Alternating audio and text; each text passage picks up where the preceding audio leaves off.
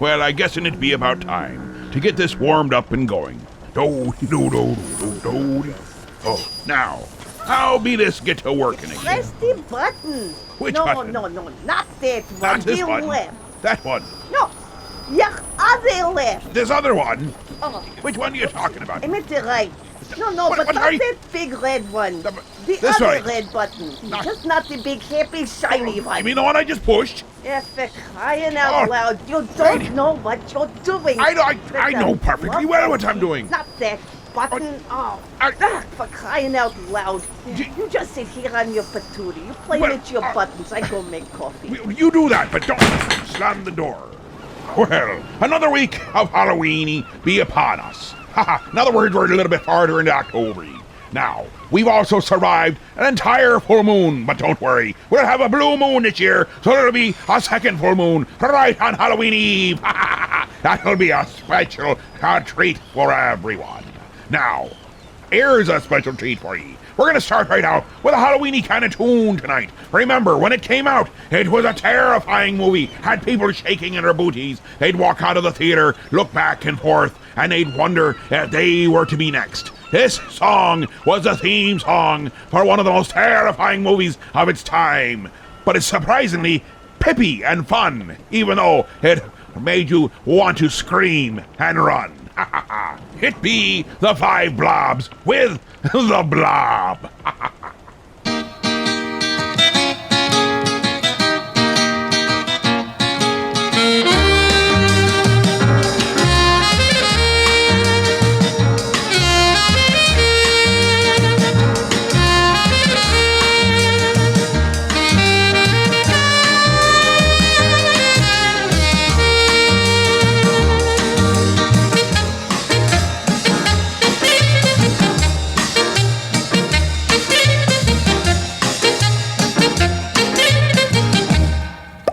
Beware of the blob, it creeps and leaps and glides and slides across the floor, right through the door and all around the wall. A splotch, a blotch, be careful of the blob.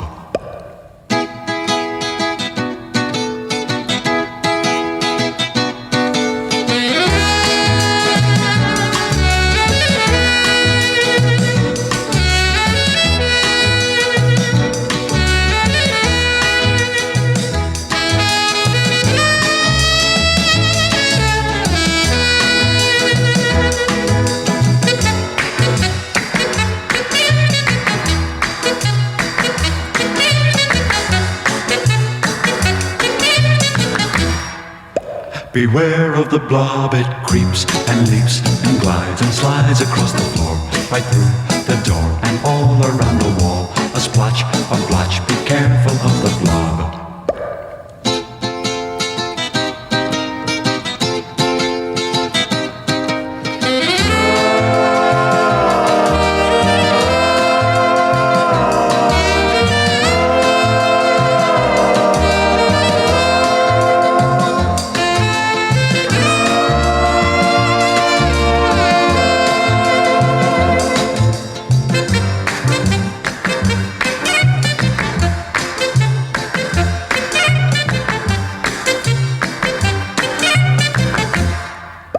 Beware of the blob, it creeps and leaps and glides and slides across the floor, right through the door and all around the wall. A splotch, a blotch, be careful of the blob. Beware of the blob, it creeps and leaps and glides and slides across the floor, right through the door and all around the wall. A splotch, a blotch, be careful of the blob. Beware of the blob, it Everybody scream, everybody run. When Frankenstein is dancing, it's a barrel of fun. Everybody howl, everybody hoot. When Frankenstein is dancing, it's good, sehr gut. Do the Frankensteiner polka, that's the dance they do. Beside the river Rhine. Frankensteiner polka, but stay away from Frankenstein. Do the Frankenstein Frankensteiner polka oil stuff you in a bowl of sauerkraut. It's gemütlich. Ooh, when the monster gets unhappy, that's it. Watch out!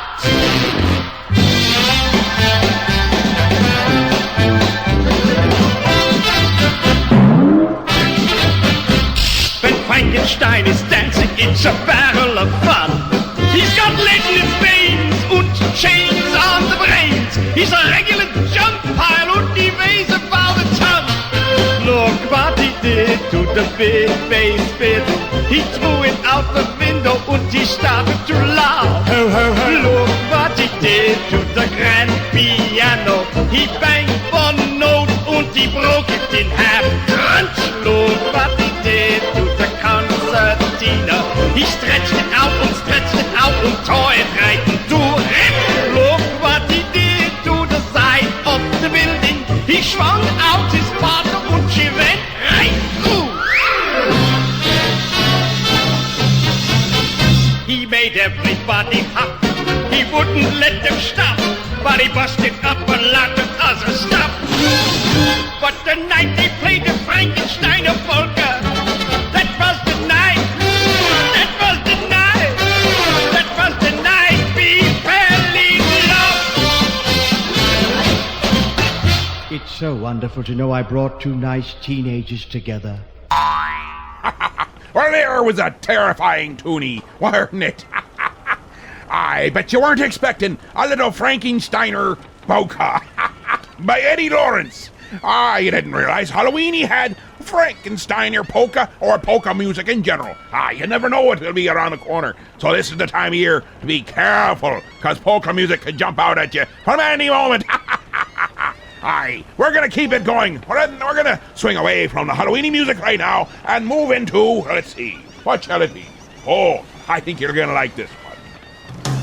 Zombie, zombie, zombie, zombie, zombie, zombie. The zombie apocalypse was a great time for all of the zombies but one. They devoured the living and chewed on their brains, but Vance never had any fun. Vance the vegetarian zombie never ate any brains.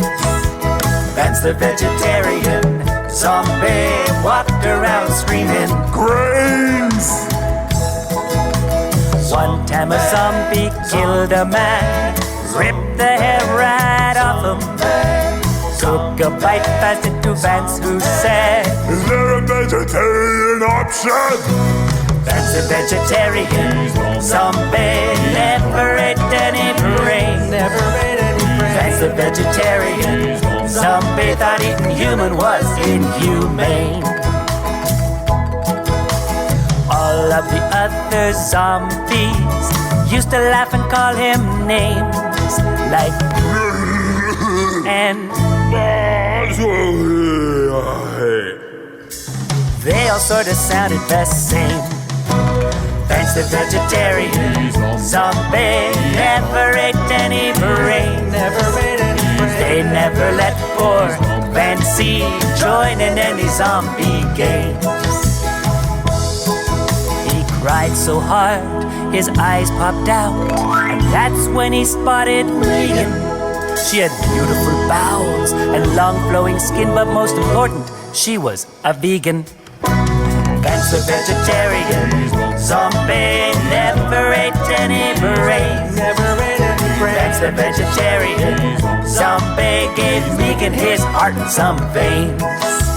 Vance the vegetarian zombie never ate any brains. Vance the vegetarian zombie walked around screaming, walked around screaming, walked around screaming.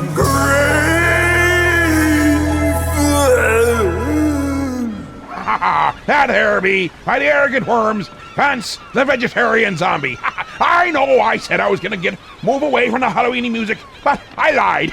Sue me, I'm a pirate. Let's get back right to the music.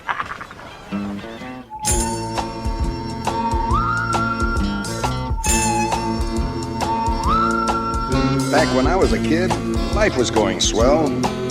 Till something happened, blew everything to hell. That night my daddy stumbled in, all pale and weak. Said a woman up the block just gave birth to a geek.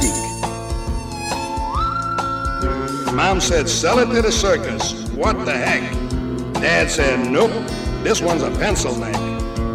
And if there's one thing lower than a sideshow freak, it's a gritty, scum-sucking pencil neck geek. You see, if you take a pencil that won't hold lead, looks like a pipe cleaner attached to a head, add a buggy whip body with a brain that leaks, you got yourself a grit-eating pencil neck geek. Pencil neck geek, grit-eating freak, scum-sucking pea-head with a lousy physique. He's a one-man, no-gut, losing streak. Nothing but a pencil neck geek.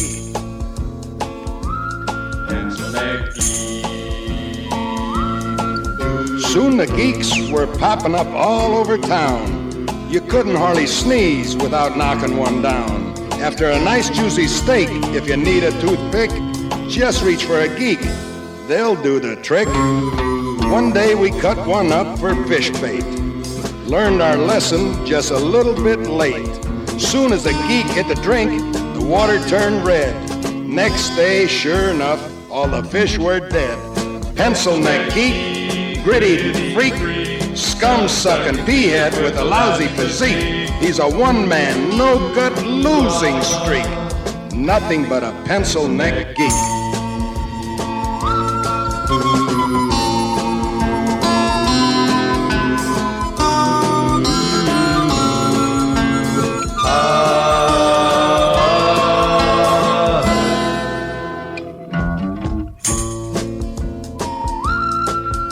Most any night, you know where I can be found. Yeah, stomping some geek's head into the ground. So keep the faith, cause in Blassie you can trust. I won't give up till the last geek bites the dust. Pencil neck geek, grit-eating freak, scum-sucking pea-head with a lousy physique. He's a one-man, no-gut, losing streak. Nothing but a pencil neck geek. They say these geeks come a dime a dozen. I'm looking for the guy who's supplying the dimes. It's gonna be real hard times for all of these grit-eating, scum-sucking, boot-licking, drop-kicking, gut-grinding, nail-biting, glue-sniffing, scab-picking, butt-scratching, egg-hatching, sleazy, smelly, pepper-bellied, dirty, lousy, rotten, stinking freaks. Nothing but a pencil neck geek. Pencil neck geek. Pencil neck geek. Pencil neck geek.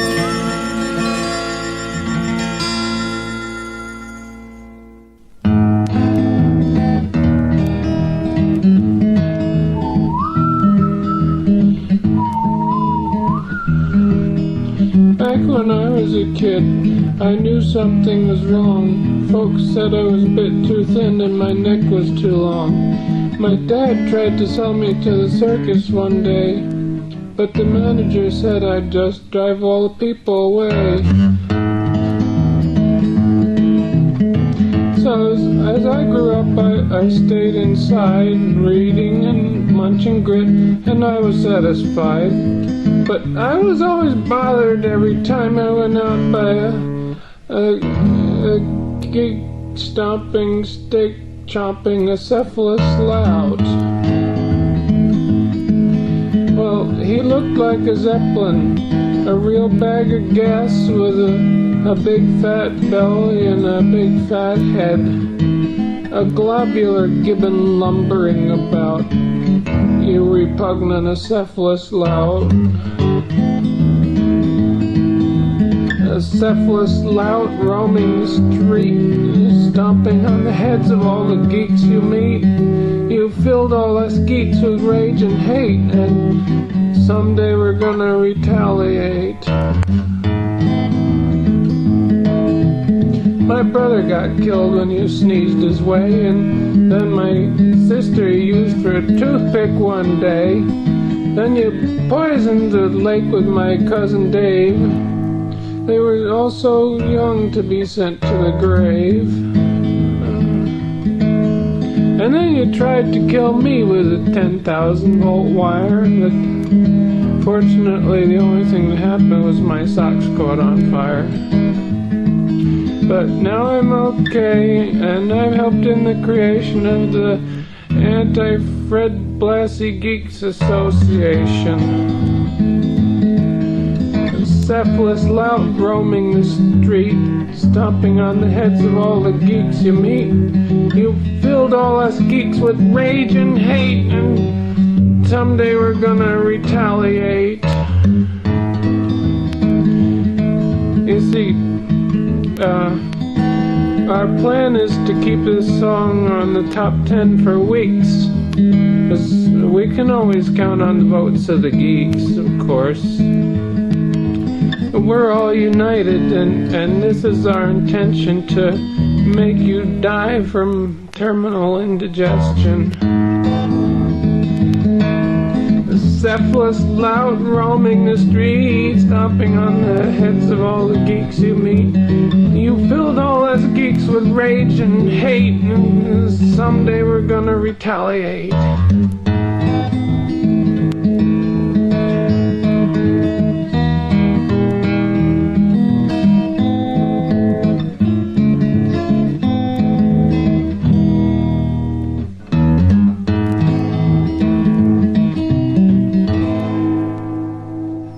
There started out with Fred Blassie's Pencil Neck Geek, but then we've had the reply. The reply was by Don Noni with Geek's Revenge. Beautiful, beautiful thing there. From Pencil Neck Geek to Geek's Revenge, all in one nice setting. You don't have it too often that way, but here on the Captain's Quarters, from time to time, you might get what you want, but don't count on it. We're going to commercial now. So, enjoy the commercial. We'll start out with a vintage and then go right into an actual sponsor. Right here on the Captain's Quarters. Don't be forgetting 323 Heave-Ho. 323 Heave-Ho. Make your dreams come true. Hey, hey, hey, that supply of Ritz seems on the fritz. No, stop, darling. Don't blow your top. I always keep another box handy. Dandy! He knows Ritz crackers are richer, crisper, and his mouth is full, or he'd help us whisper. Only Nabisco bakes Ritz. Deep within the ancient shadows that lay within the Elmira Heights Theater, nestled within its attic, there stands a realm that holds a balance between good and evil. A realm that emboldens the heart and enthralls the imagination. This is a realm where legends of heroes and villains alike come to life and are spurred forward by the Keeper, known as Josh. Within his holdings, he has keys to the past, the present, the future, and to galaxies far beyond our own. What is the name of this marvelous realm, you may ask? It is There and Back Again, Toys and Collectibles. Relive the adventures you held as a child with vintage Star Wars, G.I. Joe, Mask, Transformers, Hasbro, Mattel toys, to name a few. The Keeper also has hundreds of Funko Pops in stock. The portal to enter this magical realm is only open for a short duration each and every week. So, to ensure your victory of entrance, go to the Oracle of Facebook. Seek out There and Back Again Toys and Collectibles. Stand tall and learn to play again. Well, it seems I be back here. I've been thinking about things. I lit up a nice little cigar and just been kicking back and enjoying. Thinking about, I believe there's a vote coming up soon. So remember, vote early, vote often, vote party. And the party will be to the death of ye. Speaking of her, let me listening to Sandy Adina's Vote Early, right here on the Captain's Quarters.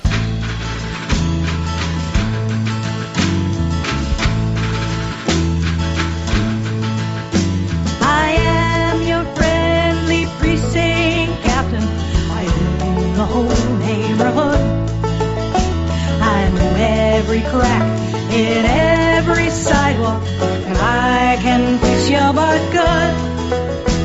And I know how you vote in the primary, 'cause your ballot is easily seen. So don't you go picking the wrong one if you've grown attached to your spleen. Vote early, vote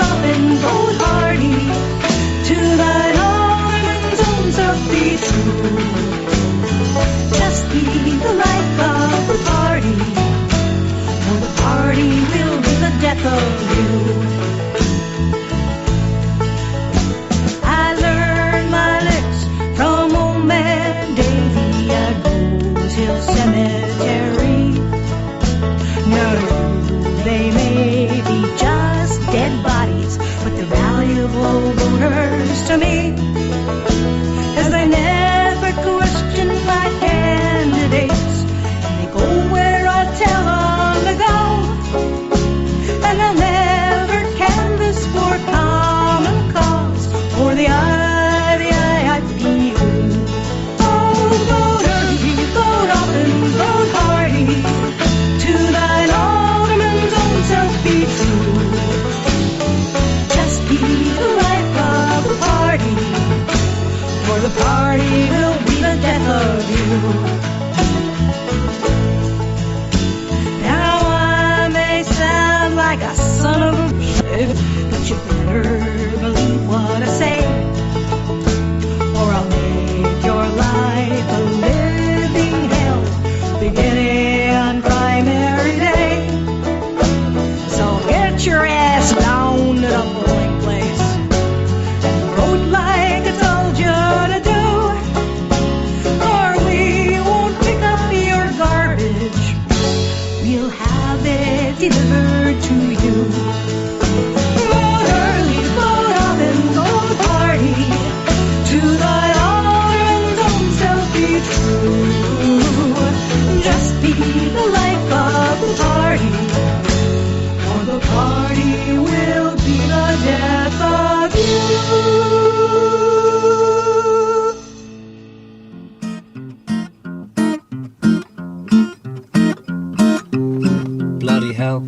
Bloody hell, the world is awful.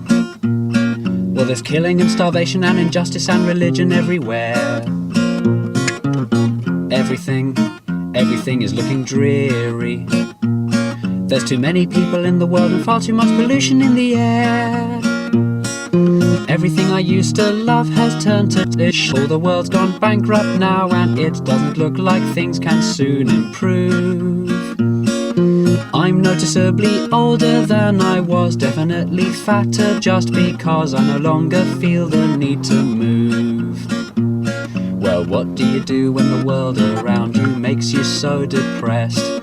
What do you do when you've lost the motivation to get dressed? Pretend that you are happy and smile when you're feeling blue.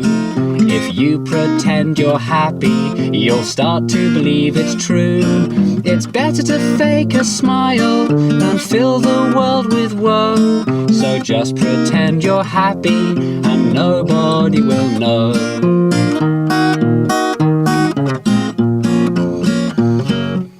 Bloody hell, the world is scary.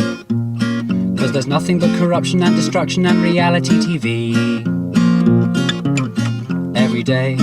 Every day I slowly realize every single thing I used to know and trust is run by people just like me.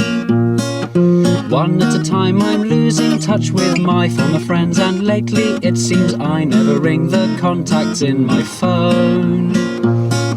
Every time I breathe it could be my last breath, and I'm getting closer to my death, for which I will probably be alone. Well, what do you do when you've lost all the ambitions you once had?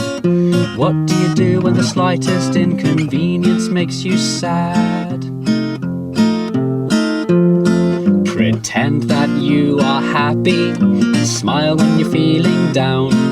If your friends think you're happy, they'll still want you around. You'll realize it's important to be glad with what you've got. So just pretend you're happy and keep quiet if you're not. Pretend that you are happy and smile when you're feeling blue. If you pretend you're happy, you'll start to believe it's true. It's better to fake a smile than fill the world with woe. So just pretend you're happy and nobody will know.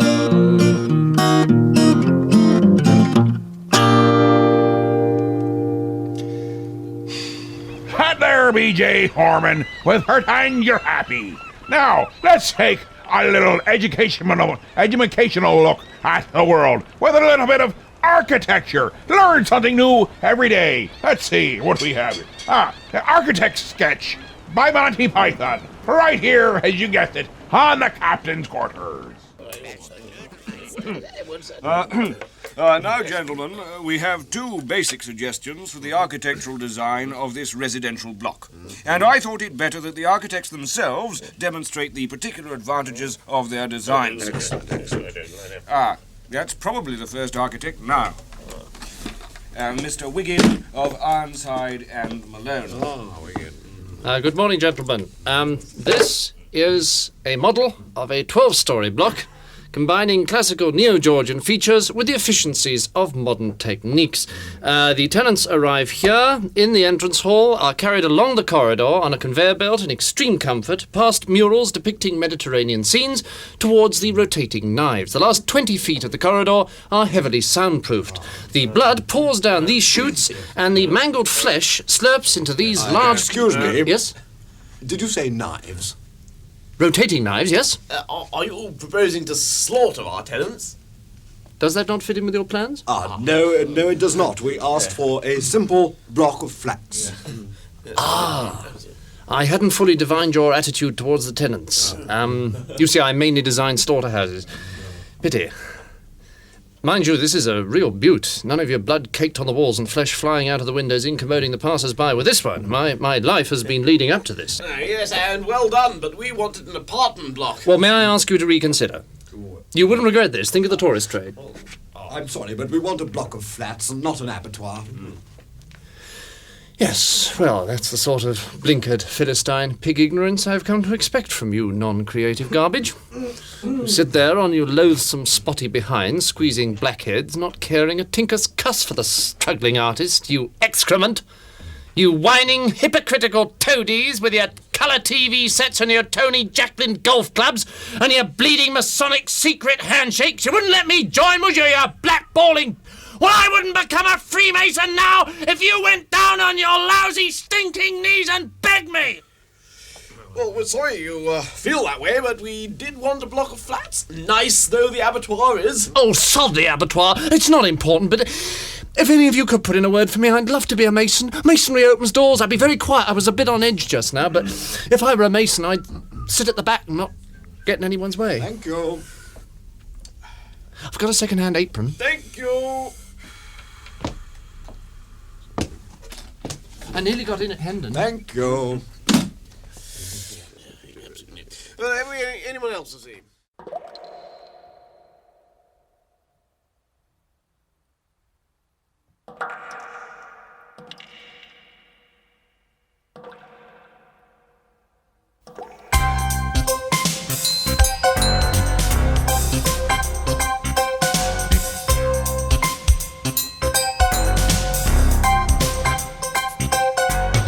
Way out in Colorado, in the Camp Bird mine, down deep in the darkness, on level 9, where the water trickles and your blood runs cold, there's a lonesome miner still looking for gold.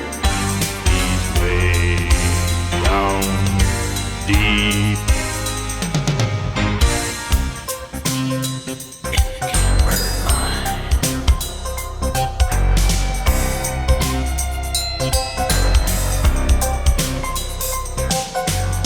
He never sees the snowfall, never knows the spring, 'cause it's eternal midnight where he does his thing. He never feels the sunlight, doesn't need the moon. He's had his lamp burning since 92. He's way down deep.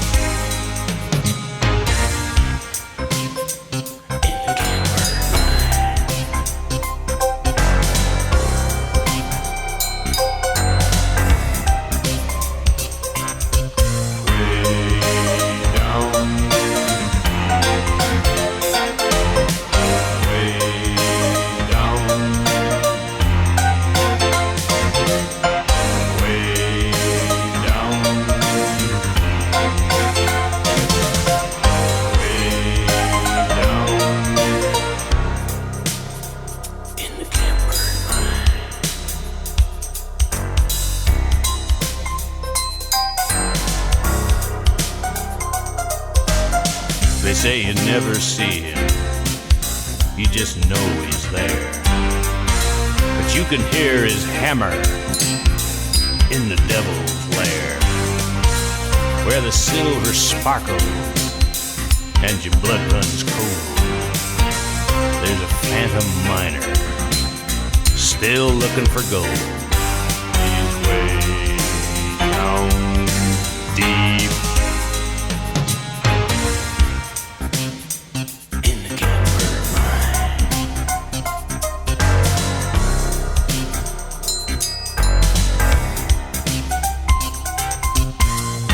Way down,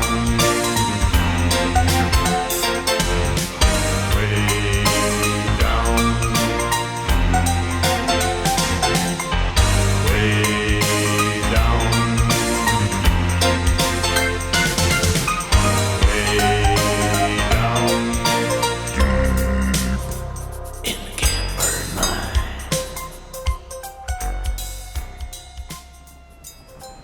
Hi there be. Oh, let me see. Ah, yes. C.W. McCall's Campbird Mine. I like to also think of it as the Phantom Miner. But that old 49er ain't what we be talking about from here on out. Here on out, we be talking about things like 323 heave-ho. 323 heave-ho. Don't be forgetting to call in them their requests. Now, let's get right on to it with a little Weird Al Yankovic, Living with a Hernia.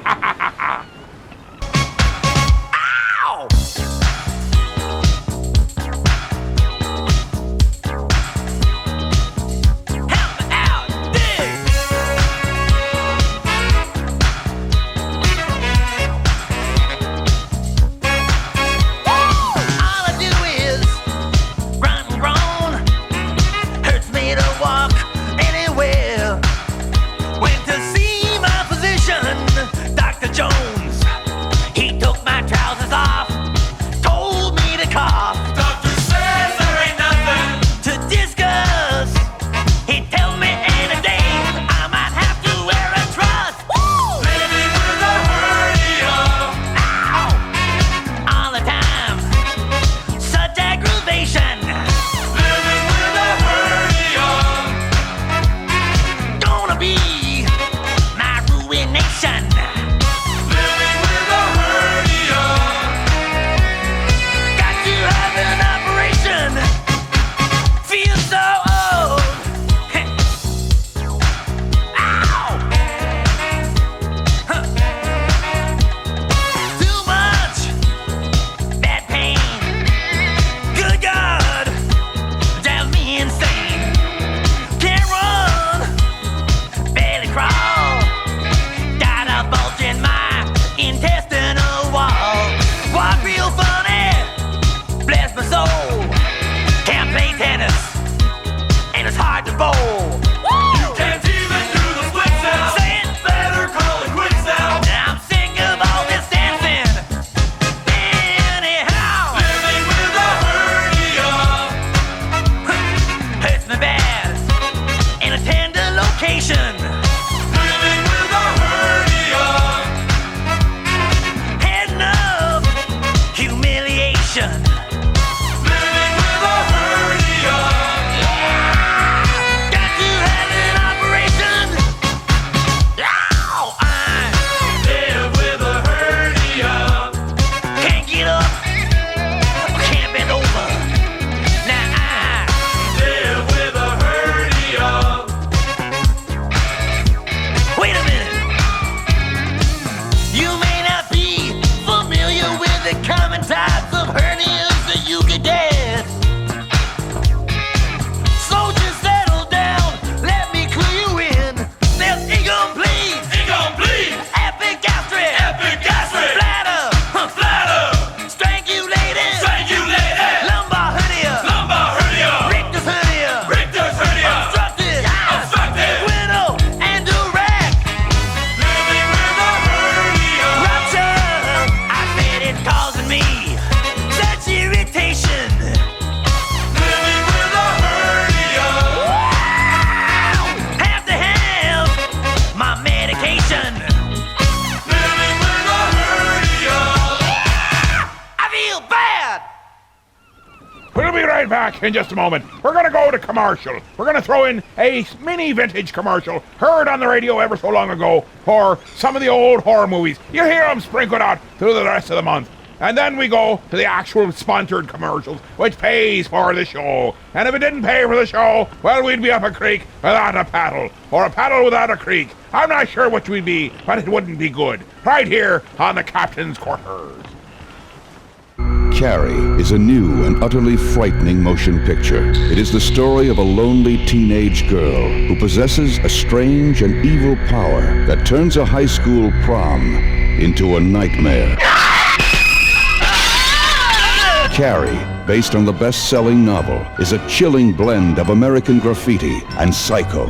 Carrie, from United Artists, rated R, under 17, not admitted without parent. Let's be a stopping into BC's restaurant and see what Mike be a cooking up. But I's brought us some raw squid and salami sandwiches so we could his picnic. Oh, that's nice. But I wanted to treat you to a nice meal. I'll save these for later. Aye, let's be fetching in. Oh, this is nice. Aye, that'd be. And it looks like an old-fashioned diner at that. And looks at this menu. It looks so good. They got the wings, the subs and salads. I think I get a BC big plate. Let's see, it comes with the cheeseburger, the hot dog, the fries, the cheese sauce, the meat sauce, and the coleslaw. Better mix that too. What are you having, my little pumpernickel? I think I'll be having a double dog special. Oh, goody. It'd be a coming with chips and a drink too. Ha ha ha. BC's Restaurant, 238 Oakwood Avenue, Elmira Heights. They have indoor, outdoor, and takeout available. 607-735-2166. And they're open from 11 a.m. to 7 p.m., Monday through Friday. Well, there we be. We'll be back, and let's lighten the mood a little. Well, shall we do that? Well, we be doing it by playing ye the Coasters. That's right, the Coasters with a long tame Jones.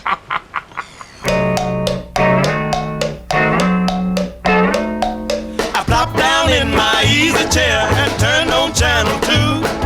A bad gunslinger called Salty Sam was a chasing post sweet Sue. He trapped her in the old sawmill and said with an evil laugh, "If you don't give me the deed to your ranch, I'll saw you all in half." And then he grabbed her, and then he tied her up, and then he turned on the buzzsaw, and then along came John, Talking John, slow walking John, Slow talking Joe. along came lonely Lanky John. Commercial came on, so I got up to get myself a snack. You should have seen what was going on by the time that I got back. Down in the old abandoned mine, Sweet Sue was having fits. That villain said, "Give me the deed to your ranch, I'll blow you all to bits." and then he grabbed her, and then he tied her up, and then he lit the fuse to the dynamite, and then along came John, Talking John, slow walking John, Slow talking Joe. along came lonely Lanky John.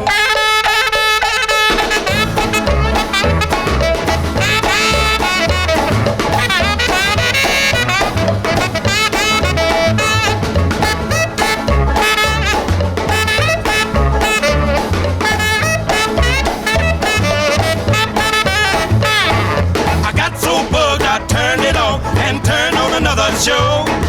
But there was the same old shoot 'em up and the same old rodeo. Salty Sam was trying to stuff Sweet Sue in a burlap sack. He said, "If you don't give me the deed to your ranch, I'm gonna throw you on the railroad track." and then he grabbed her, and then he tied her up, and then he threw her on the railroad track, and then that train started coming, and then along came John, Talking John, slow walking John, Slow talking Joe. along came lonely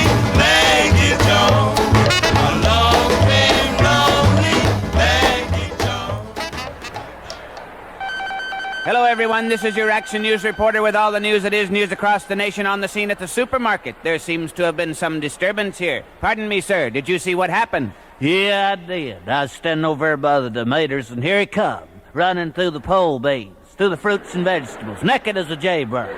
And I hollered over to Ethel. I said, "Don't look, Ethel!" And it's too late. She'd already been incensed. Here he comes. Boogie-dad, boogie-dad. There he goes. Boogie-dad, boogie-dad. And he ain't wearing no clothes. Oh, yes, they call him the street. Boogie-dad, boogie-dad. Fastest thing on 2 feet.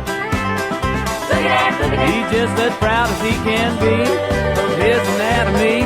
He gon' give us a peek. Oh, yes, they call him the street. Boogie-dad, boogie-dad. He likes to show off his physique.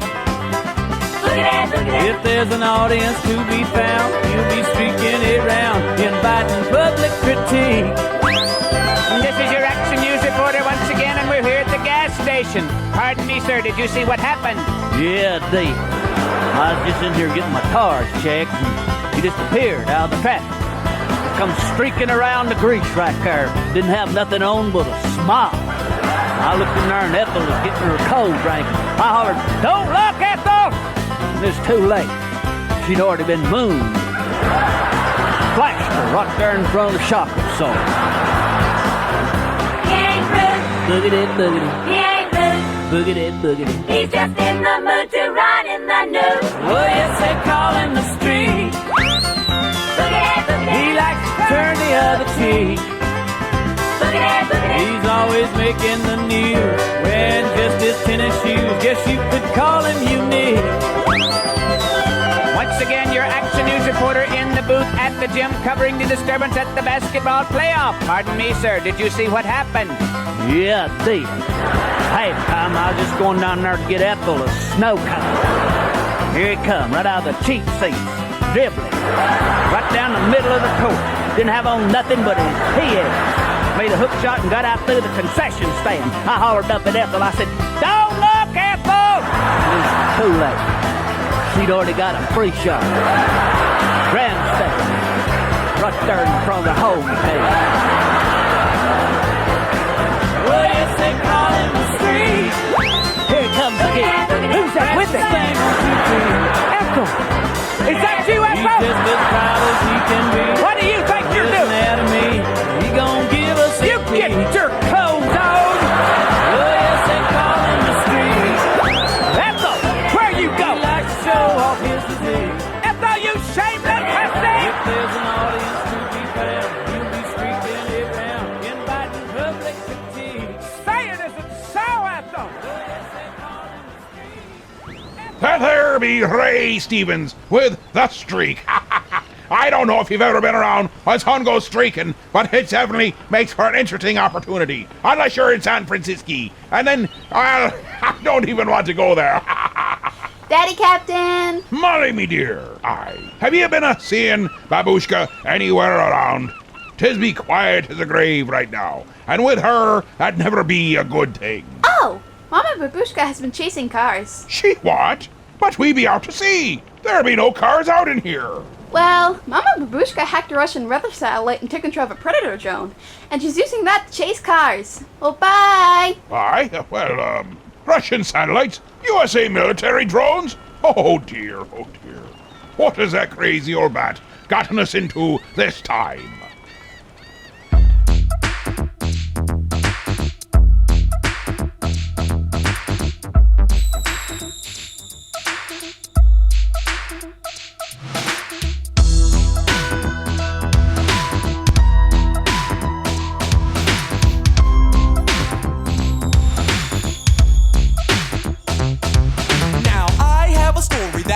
To tell about this guy, you all know me, has me scared as hell. He comes to me at night after I crawl into bed. He's burnt up like a weenie and his name is Fred. He wears the same hat and sweater every single day, and even if it's hot outside, he wears it anyway. He's gone when I'm awake, but he shows up when I'm asleep. I can't believe that there's a nightmare on my street.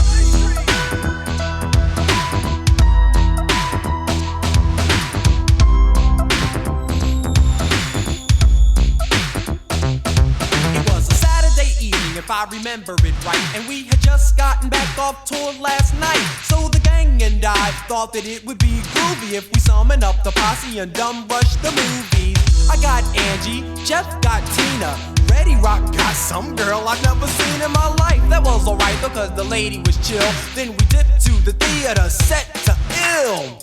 We saw Elm Street and man, it was death. And everything seemed alright when we left. But when I got home and laid down to sleep, that began the nightmare, but on my street.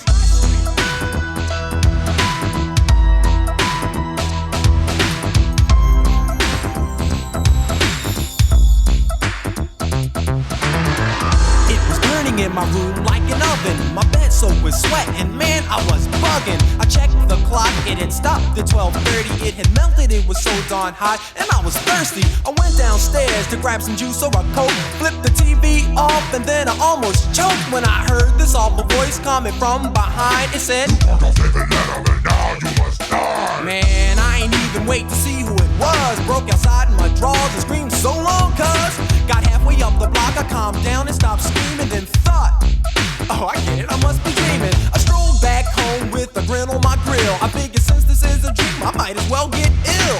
I walked in the house, the big bad Fresh Prince, but Freddy killed all that noise real quick. He grabbed me by my neck and said, "Here's what we'll do. We got a lot of work here, me and you. The souls of your friends, you and I will claim. You've got the body and I got the brain." I said, "Yo, Fred, I think you got me all wrong. I ain't partners with nobody with nails that long. Look, I'll be honest, man, this team won't work. The girls won't be on you, Fred, your face is all burned." I pat him on the shoulder, said thanks for stopping by. Then I opened up the door and said, "Take care, guy." He got mad, drew back his arm, and slashed my shirt. I laughed at first and thought, hold up, that hurt. It wasn't a dream, man, this guy was for real. I said, "Freddy, Hal, it's been an awful mistake here." No further words, and then I darted upstairs, crashed through my door, then jumped on my bed. Pulled the covers up over my head, said, "Oh, please do something with Fred." He jumped on my bed, ripped through the covers with his claws, tried to get me, but my alarm went off, and then silence. It was a whole new day. I thought, I wasn't scared of him anyway, until I noticed those rips in my sheets, and that was proof that there had been a nightmare on my street.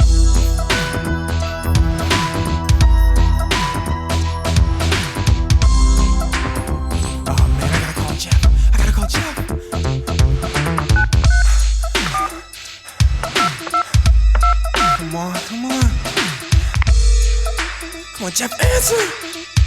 Come on, man. Hello? Jeff, it's Prince, man. Jeff, wake up. Jeff, wake up. What do you want? Jeff, wake up, man.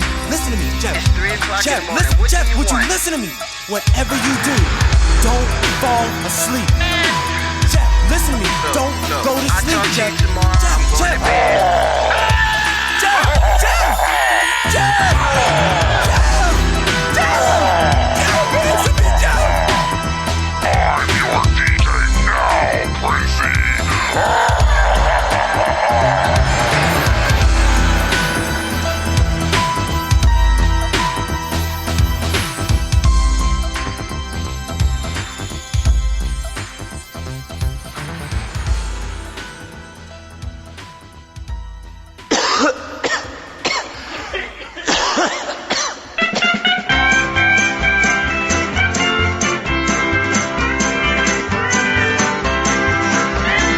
Everybody's hunting a solution to the problem of pollution. The faster you breathe, the faster you live.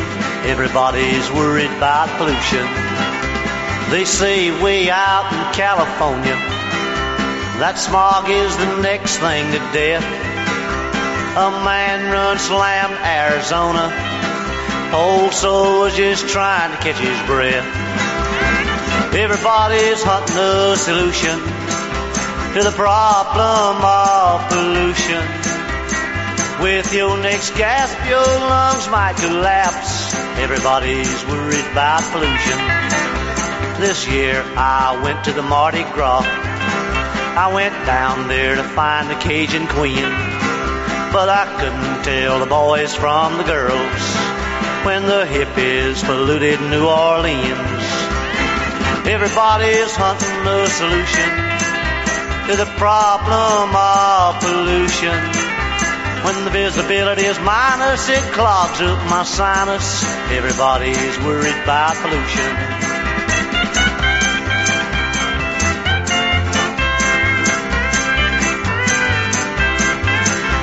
My mother-in-law ain't helping with her drinking. Her breath will cut down a tree. She took a bath in the Mississippi and polluted every stream in Tennessee.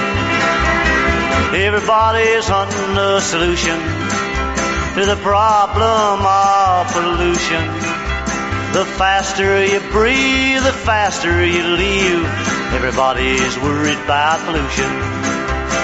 Everybody's worried about pollution. I believe I got emphysema. They're gonna do something that's gonna eliminate all of us.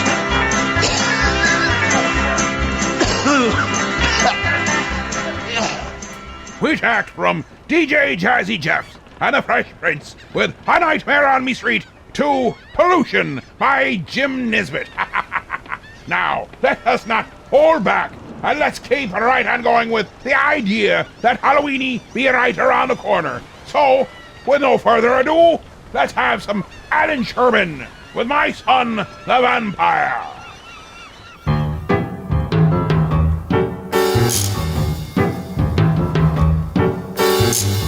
Blow! Blow! My son, the vampire, he'll make you a wreck. Every time he kisses you, there'll be 2 holes in your neck. Blow! Blow! My son, the vampire, he will leave you pale. All he does is drink your blood, 'cause he don't like ginger ale. When they see him, people scream and they yell.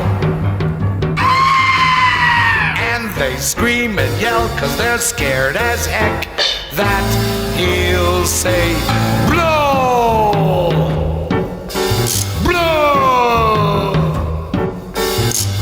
My son, the vampire, he's a total loss.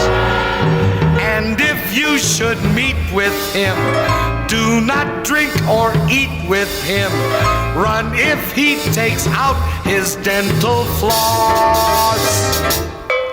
'Cause my son, the vampire, ain't collecting it for the Red Cross. He wants blow. He needs blow. He drinks blow. Doesn't everybody have a glass? It's delicious. Yum, yum. It's blow. Folks, I believe God has given us a beautiful world to live on. I really do. We should do our very best to take care of it. That's not a joke. There's only so far we can go. Some people, you just need to chill. Turn it down a couple of notches. I understand your heart. Man, I had one guy in my face recently. He was just in my face. This is what he said verbatim in my face. He goes, man, we are killing the planet, dude. We are totally killing this planet. We only need to be using 1 square of toilet paper. That's all we need is 1 square of toilet paper. How? 1 square, what, to dab my brow? What are you getting done with 1 square? How efficient are you? What are you, a Smurf back there? How big are you, Dad? You keep using 1 square. I'm gonna keep wrapping around my hand like a beehive, dude. That's how we do it in Missouri. We wrap it around. That's right, I'm making a white boxing glove over here. I don't want to get anywhere near me. I don't know where I've been. It's gross. 1 square mile. I just knocked out a Costco aisle, dude. That's how much I need. I'm making cotton candy over here, bro. Understand that? I'm a life-size Q-tip before this session is over. 1 square. Man, I hope he's not a greeter at a church. Y'all, I'm hearing some of this for the first time, too. That's pretty funny. I'm sorry. Welcome to church, thanks. Fist bump, okay. Man,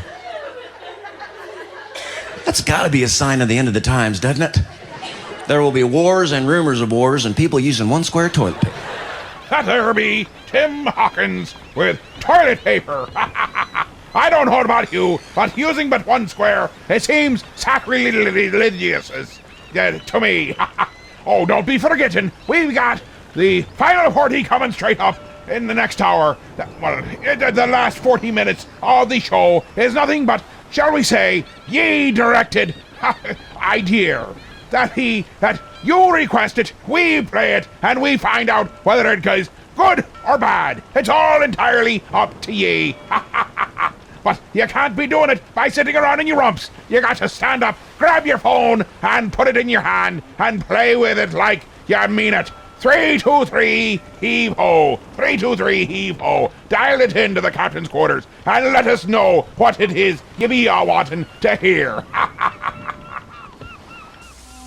For flesh fetish. American International Pictures offer 2 extreme tales of shock. Super Shock 1. The ultimate nightmare. Cannibal Girls. There is never a meat shortage for Cannibal Girls. The sound of a bell will warn you when to close and open your eyes. When it rings, close your eyes and try to forget. Cannibal Girls. Super Shock 2. You may never sleep again after experiencing raw meat. I imagine as each one died, the others ate him. Raw meat, a bloody cut above from the land of the hungry dead.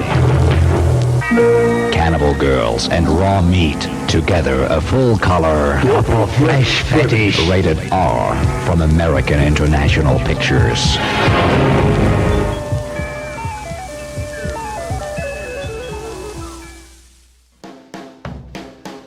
Hi, my name is Alfred Sneasley, and when I go to Heroes Comic Shop on 14th Street in Elmira Heights, New York, I'm always greeted with a big smile from Jared. Hey, Alfred. Hey, how are you today? And his selection of comics and graphic novels, it's just amazing. I mean, it's what I always dreamed I could be. And he always treats me like the hero I am inside. I don't just read about the heroes, I become the hero! At Heroes Comic Shop, I become the hero Mom always wanted me to be! So Heroes Comic Shop is located at 130 West 14th Street in Elmira Heights, New York. We're open Wednesday through Saturday. You can check us out at momthroughout.com. Now up and away! You're listening to 1410 WELM Elmira and 106.5 FM The Pirate. Welcome back to the second hour of me show, me boy. And boy, oh boy, have we got some splendiferous bits and baubles right in store for ye. For example, the final 40. It'd be extremicated right from the request sent to us via the mail of... That's email, you dolt. That's what me be saying. They can also call us at 323 heave-ho. I'd like to heave-ho you. But was that my little pumpernickel? Nothing, my dear. You old sea hag. Well, here, let me help you get this show going again. Avast, you old bat. Heave-ho! Heave-ho! Heave-ho! Johnny!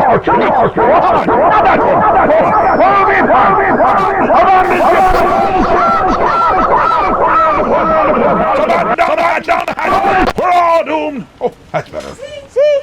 I made it so better. I'm going to see about that dinner and work on my suntan. Me's not even hungry, and it be night time out, you crazy old bat. And don't slam the door. Well, here we be in our second hour, out to sea, setting sail to who knows where. But soon enough, it'll be the final 40, and that's where ye be telling us where to set our courses to. Ye become the navigators and the helmsmen. What happens at that point? I haven't got a clue, but I know that you do. And don't forget, we must be getting touched in the head before the witching hour be upon us, or we'll all go criminally insane forever. That's all I can say. We must be ready. So we must get right back to the music. And don't forget, we're putting in a little Halloweeny spirit and also throwing in some old radio spots from old Halloweeny, shall we say, movies. Or horror movies, as they may be, from throughout the ages. Some I've seen and heard of, and others I've never heard of nor seen. So it makes it kind of adventure for ye and me. Let us set sail right now into an excellent little ditty which reminds you how to, shall we say, nicely tell someone off in a proper and seriously fashion. It be Jimmy Dickens with May the Bird of Paradise fly up your nose.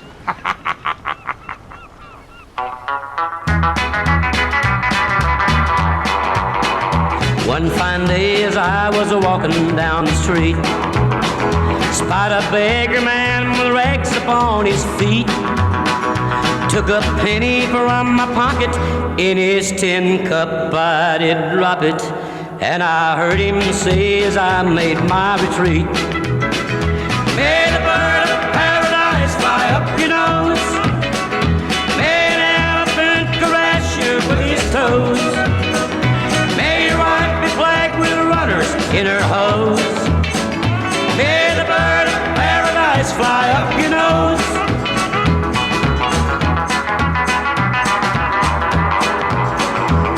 My laundryman is really on his toes. Found $100 bill among my clothes.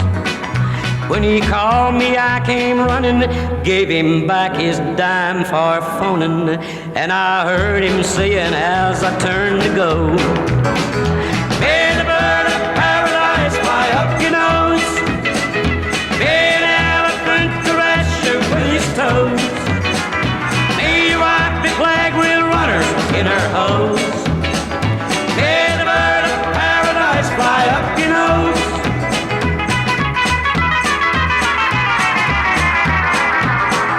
I was way behind one day to catch a train. The taxi driver said, we'll make it just the same. A speed cop made it with us, and as he wrote out the ticket, I stood by politely waiting for my change.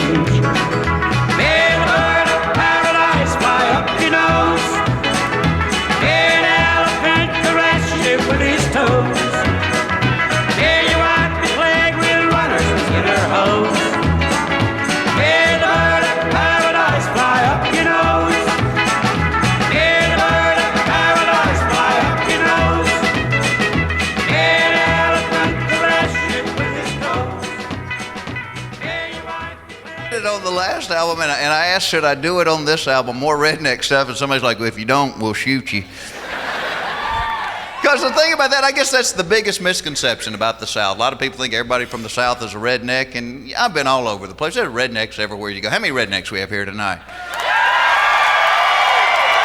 There's nothing to be ashamed of. The problem I found, a lot of people just don't know if they're a redneck or not, so I came up with a test to help people out.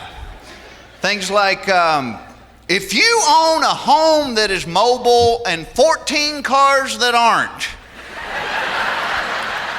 you might be a redneck. If the most common phrase heard in your house is, somebody go jiggle the handle, you might be a redneck. If you've been married 3 times and still have the same in-laws, you might be a redneck. If your lawn furniture used to be your living room furniture, you might be a redneck. If your dog passes gas and you claim it, you might be a redneck. If your wife has ever said, come move this transmission so I can take a bath, you might be a redneck. If your grandmother can properly execute the sleeper hold, you might be a redneck. If your underwear doubles as your bathing suit, a little finger pointing going on now. If you own a Waffle House credit card, you might be a redneck. If you refer to your wife and your mother-in-law as dual airbags, you might be a redneck. If you've ever been accused of lying through your tooth, you might be a redneck. If you think the Nutcracker is something you did off the high dive,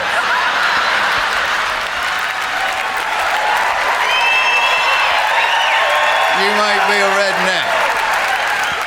If you've ever had hot flashes at a cattle auction, you might be a redneck. If you wear a dress that is strapless with a bra that isn't, you might be a redneck. If somebody hollers hoedown and your girlfriend hits the floor,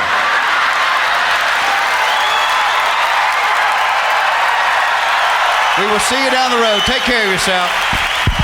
Good night. God bless.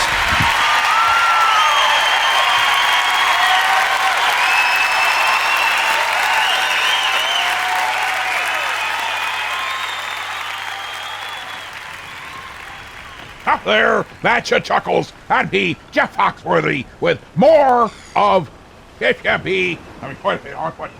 More, you might be a redneck if.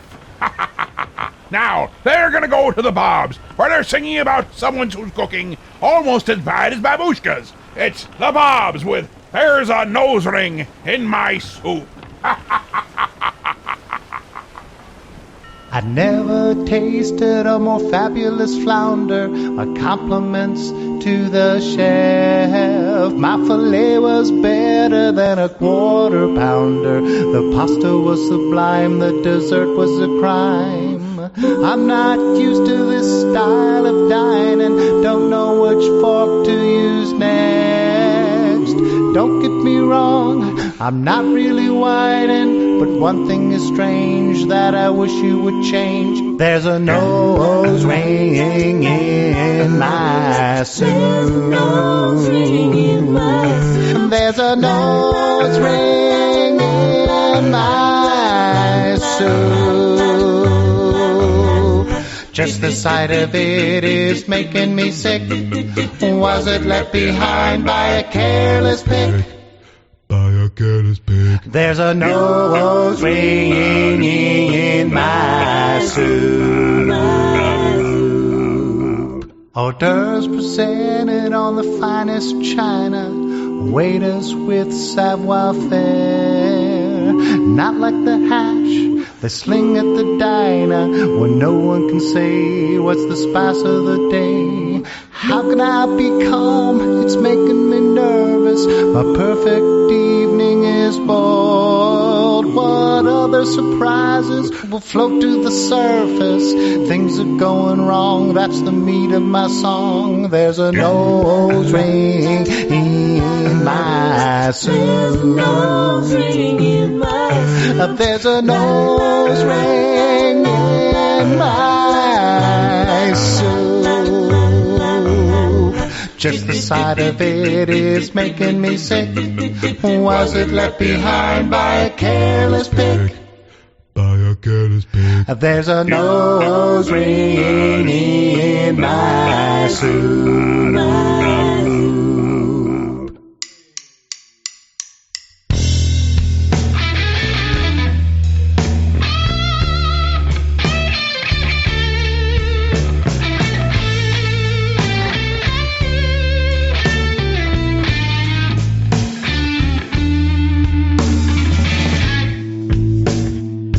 There ain't nothing funny about male pattern baldness.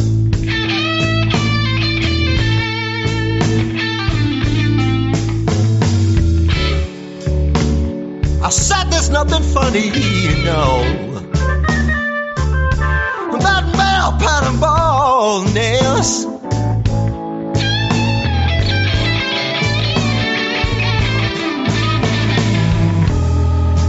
So why are you all laughing? You're cold and heartless.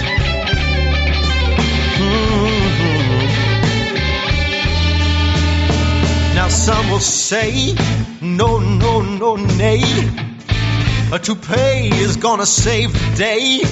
Yeah, but who is gonna save the toupee when the wind woos it away?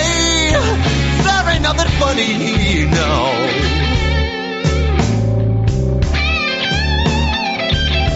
About male pattern baldness.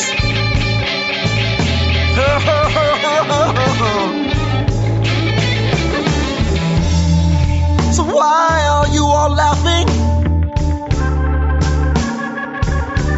You're cold and heartless. Oh, yeah. Pluck it.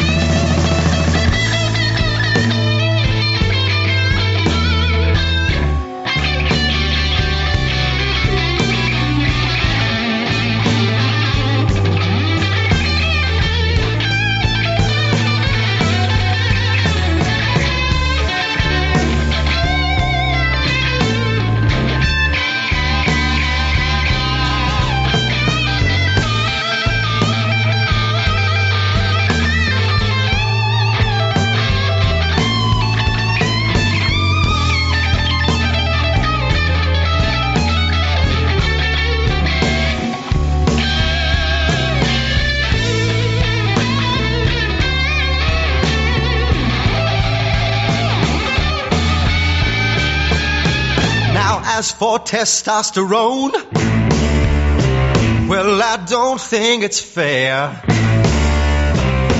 That that gets you horny is the that kills your hair. There ain't nothing funny, no.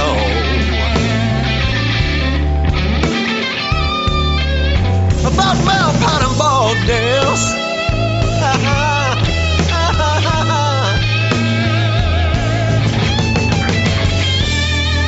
So why are you all laughing? You're cold and heartless.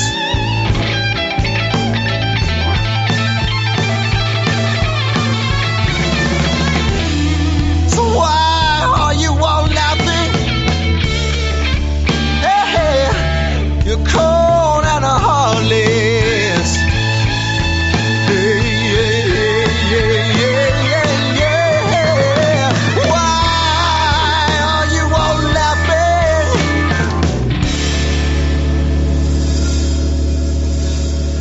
you're cold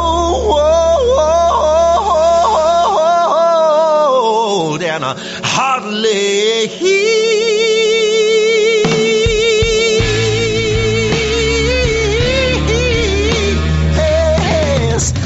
Oh, male pattern baldness blues.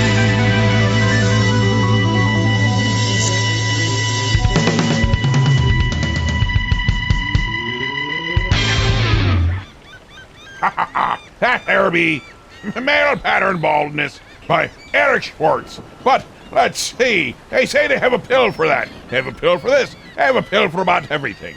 So, the Austin Lounge Lizards say they have the drugs I need. That's right. That's the name of the song. The drugs I need. You've got a headache. And I've got some strange disease. Don't worry about it. This pill will set your mind at ease. It's called Progenitorivox. It's made by Squab Merle Co. It's a life-enhancing miracle, but there are some things you should know. It may cause agitation, palpitations, excessive salivation, constipation, male lactation, rust-colored urination, hallucinations, bad vibrations, mild electric shock sensations. But it's worth it for the drugs I need. My disease may not be fatal, but I can ease my fears by taking 2 $12 pills each day for 50 years. They've spent billions to convince me, so now I realize Progenitorivox beats diet and exercise. I've got insurance. At least for now I do. And if I bought generic, it would cut my costs in two. But I want Progenitorivox, 'cause I saw it on TV.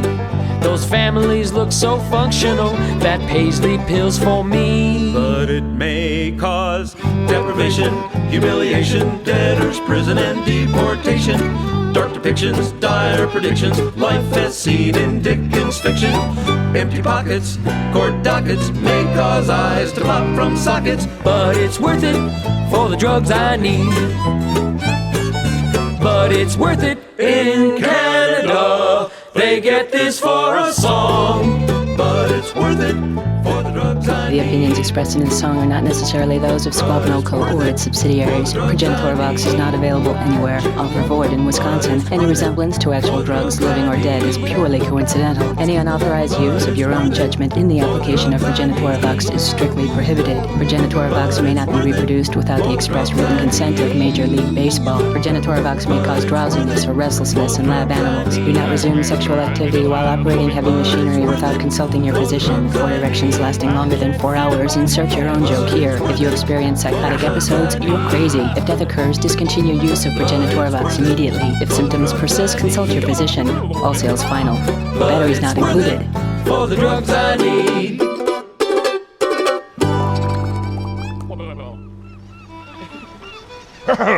We'll be going to commercial right now. Remember, a little vintage, a little reality. Put them together, and you got, I have no idea, maybe a little serendipity. Well, it's all in good jest, good fun, and preparation for the Final 40. We come back, it'll be the Final 40, request driven by ye, so get on the phones, make that happen. 323 heave ho. 323 heave ho. In the year 3000, there are no Olympic Games, World Series, or Super Bowls. There is only death sport. David Carradine and Claudia Jennings are super warriors fighting the evil forces of a future world. I can survive your death sport. If you were thrilled by Star Wars and awed by Close Encounters, don't miss Death Sport. A new world picture, rated R, under 17, not admitted without parent. Deep within the ancient shadows that lay within the Elmira Heights Theater, nestled within its attic, there stands a realm that holds a balance between good and evil. A realm that emboldens the heart and enthralls the imagination. This is a realm where legends of heroes and villains alike come to life and are spurred forward by the Keeper, known as Josh. Within his holdings, he has keys to the past, the present, the future, and to galaxies far beyond our own. What is the name of this marvelous realm, you may ask? It is There and Back Again, Toys and Collectibles. Relive the adventures you held as a child with vintage Star Wars, G.I. Joe, Mask, Transformers, Hasbro and Mattel toys, to name a few. The Keeper also has hundreds of Funko Pops in stock. The portal to enter this magical realm is only open for a short duration each and every week. So, to ensure your victory of entrance, go to the Oracle of Facebook. Seek out There and Back Again Toys and Collectibles. Stand tall and learn to play again. Well, we're back. We started right out into the Final 40. Remember, the last 40 minutes of the show are request-driven, be it by email, through the Book of Face, and our little page there and group called The Captain's Quarters 106.5. You can go there, go to the email, or send us a little message right through that you want a certain song, or a ditty, or a stand-up, or something along those lines. Even maybe even a beautiful picture of your old captain giving you a big old smile.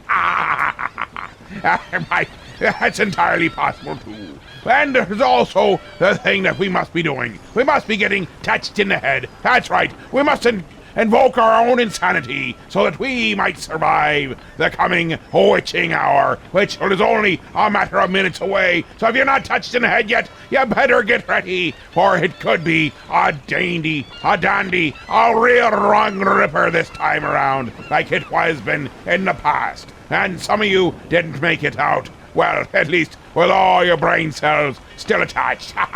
Now, let's go right to the well, let's see.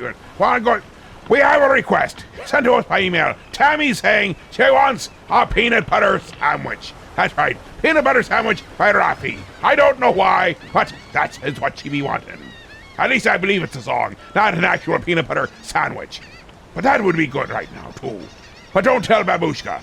Last one she made, I think it got up and off and walked off the plate. All by its little old lonesome. Oh, boy.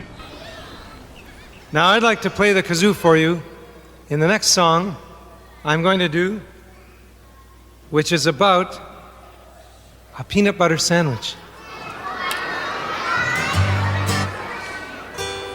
And it sounds like this.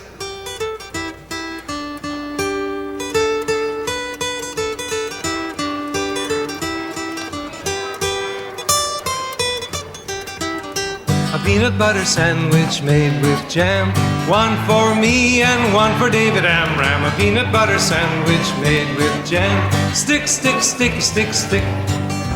I can think of which is good and bad, but the best which that I've ever had was a peanut butter sandwich made with jam. Yum, yum, yum, yum, yum. Here comes that kazoo.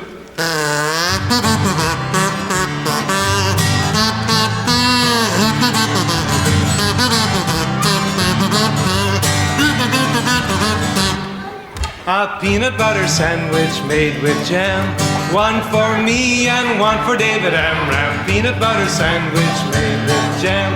Stick, stick, stick, stick, stick. Oh, yum, yum, yum, yum, yum. Or if you like it a lot, gobble, gobble, gobble, gobble, gobble. Or if you're a careful eater, bites, bites, bitey, bites, bite. Or if it sticks to your roof of the mouth, it's,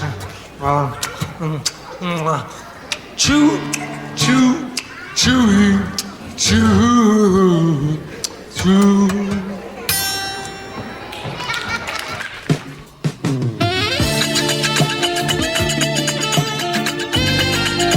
Yo, Delilah, Mom set me up with breakfast. Oh my gosh, you're bald! I feel so darn poor because she shaved her head and now there's hair on the floor. My sister's so darn strange, some would say deranged. Cyndi Lauper's not enough, now she's bald for a change. I'm never going to school again. An embarrassed mind can do no learning. Now I haven't got a single friend in my entire school. My sister's done something that I can't defend. If she goes back, I'm not returning. No, I'm never going to school again. My sister's so uncool. Whoa, whoa, whoa. What are you doing? Give me those clippers!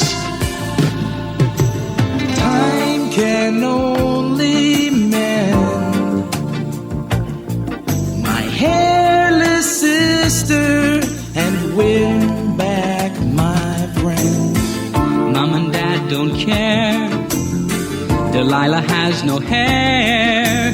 They say that it's just a phase. It's more than I can bear. I'm never going to school again. An embarrassed mind can do no learning. Now I haven't got a single friend in my entire school. My sister's done something that I can't defend. If she goes back, I'm not returning. No, I'm never going to school again. My sister's so uncool. You want bald? I'll make you bald.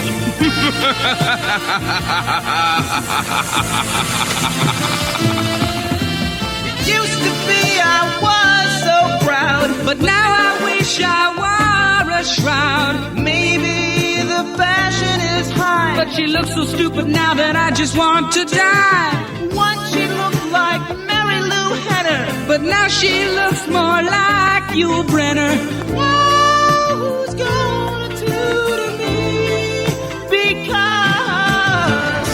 I've never again. An embarrassed mind can't do no learning. Now I haven't got a single friend in my entire school. My sister's done something that I can't defend. If she goes back, I'm not returning. Now I'm never going to school again. My sister's so uncool.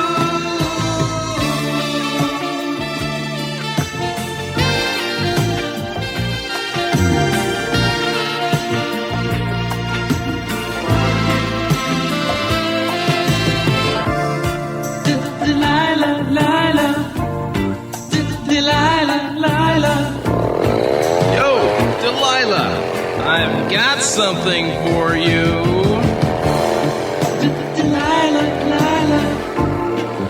Delilah. I think she needs a shave, too.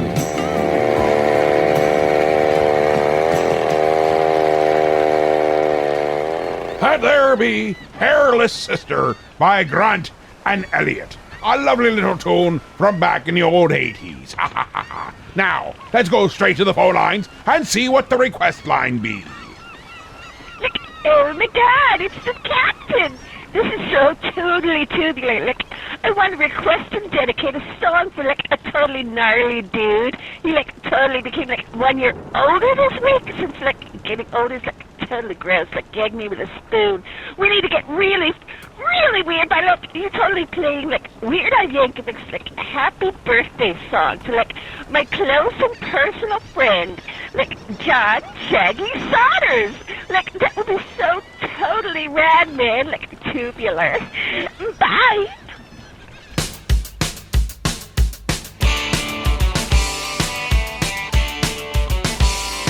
Happy birthday to you. Happy birthday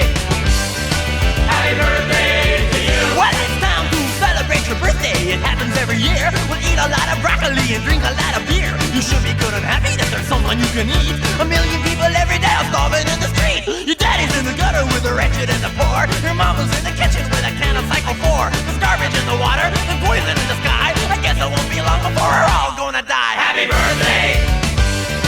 Happy birthday to you. Happy birthday. Happy birthday to you. Well, what's the matter, little friend? You think this party is the piss? Enjoy it while you can. We'll soon be blown to bits. The monkeys in the Pentagon are gonna cook a goose. The fingers on the button, all they need is an excuse. It doesn't take a military genius to see. We'll all be crispy critters after World War III. There's nowhere you can run to, nowhere you can hide. When they drop the big one, we all get fried. Come on, boys and girls, sing along, okay? Happy birthday. Happy birthday to you. Happy birthday. Happy birthday to you. Wow!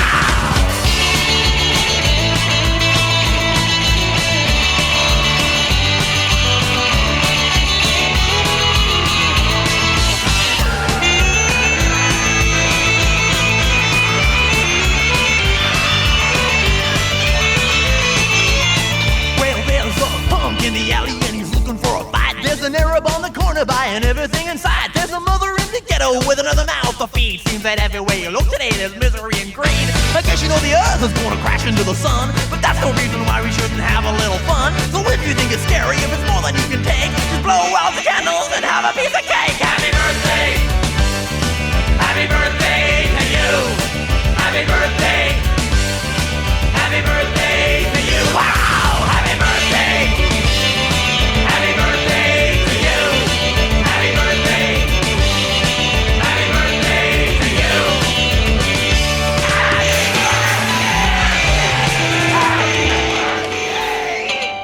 And a pinch to grow an inch.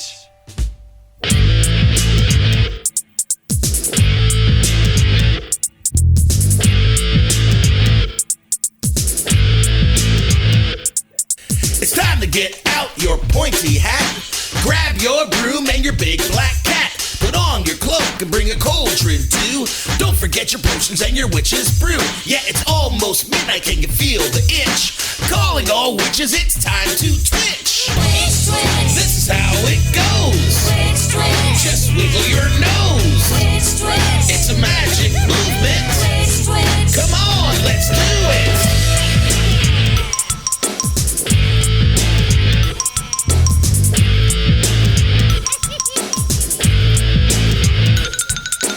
Wiggle both nostrils like Samantha, hey, or use your finger the Tabitha way. If you don't know the Stevens, you're too tiny. Ask Alex Russo, Sabrina, or Hermione. Yeah, it's almost midnight, can you feel the itch? Calling all witches, it's time to twitch. Witch twitch. This is how it goes. Witch twitch. Just wiggle your nose. Witch twitch. It's a magic movement. Witch twitch. Come on, let's do it.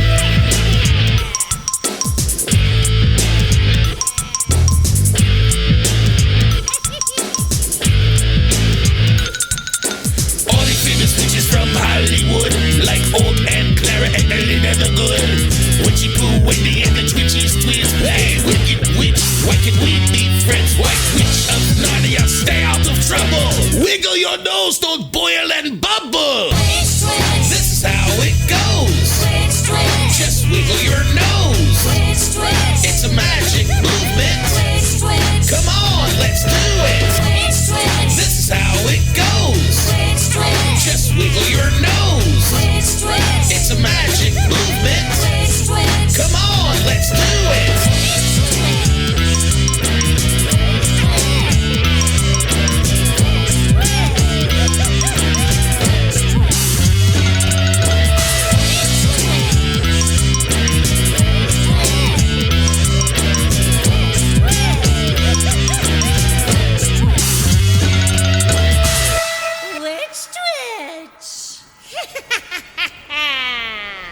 We go there from Mr. Billy with Witch Twitch to another requested song, or actually a little bit of stand-up. It'd be Red Fox now with Rat Trap. There's a couple had mice in their basement, and they didn't know what to do about it. So, just like ordinary people do when they have rats in their basement, they got some traps. So they went down the basement, and they put one trap near some apples, and they put another trap near some nuts. And they went on upstairs, and they were laying down, and they heard this snap, snap, and they jumped up, and the husband ran down. The wife followed them all the way to the head of the basement. Right after he was down, she said, honey, did you catch him by the apples? He said,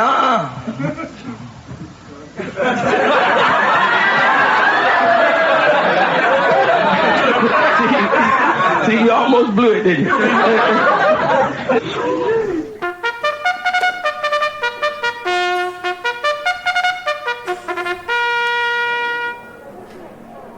This is Kathy Forrest coming to you live from a big pile of primeval ooze for the running of the classic human race. It's the top of the Precambrian era, and speculation is flying fast and furious over who will evolve first and become the human race. Let's join Chuck Darwin as he calls the action.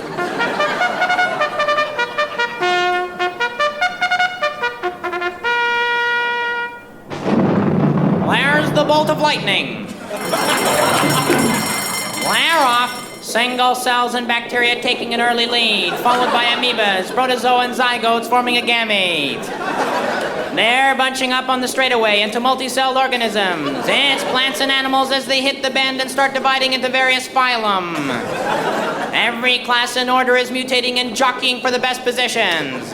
Into turn one, Arthropoda is showing surprisingly solid form, and even the long-shot Chordata is displaying real backbone. On the straightaway, fish pull ahead with elongated fins. Crustaceans hard at it, emerging from the primeval soup onto dry track. It's early landforms in the lead, with fish and worms. They're neck and neck. Now their arms and neck. Now their arms, legs, and neck. Dinosaurs, the odds-on favorite, are really taking over. Plants are out of the running and mammals are scurrying for cover. But wait a minute, what's this? A meteor collision in turn two has pulled the dinosaurs from the race. Now it's all up to the mammals, carnivores, herbivores, aquatic, and land. The opposing thumb is really showing its stuff. The crowd is on their feet, and so is Homo erectus. He's ahead by a skull, but here comes Homo sapiens, Homo erectus, Homo sapiens, Homo erectus, Homo sapiens take the lead, and Ronald Reagan drops the bomb, and that's the end of the human race.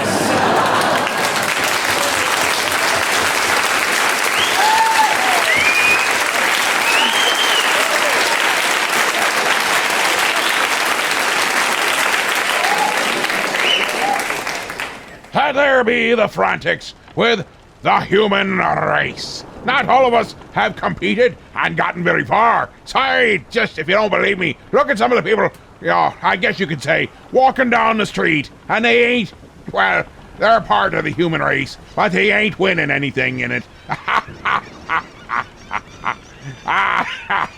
I laugh at me own jokes, because no one else seems to. But either way, be calling us 323-HEAVE-HO. 323-HEAVE-HO. Get your requests in. We're going to commercial. When we come back, we got the last part of the show, and then we have, you guessed it, the witching hour. So be ready for it will be a dandy. Babushka has said she's already warming up for it. I am fearful for what that may mean. Are you fed up with fast food? Want to blast the burgers? Like to massacre the milkshakes? Well, there's some food that'll take your breath away at Blood Diner. Everybody's going to Blood Diner. Hey, I want to go! But everybody isn't coming back.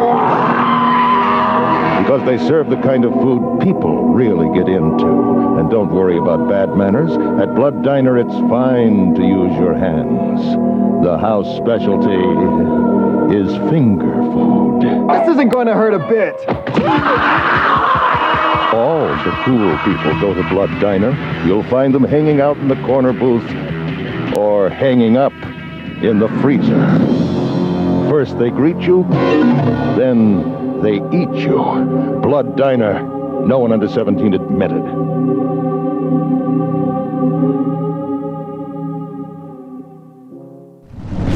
Look, Sidekick! A shop! Just for heroes! No, it's a comic book shop and it's for everyone. Not possible! See?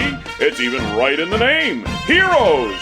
So that means you'll need to stay out here whilst I go shopping! It's Heroes, your mom threw out comic shop, and it's for everyone, including sidekicks. Hey guys, the little guy is right. It's all about the love of comics, and not whether you can fly or not. But, by the way, I do love the cape.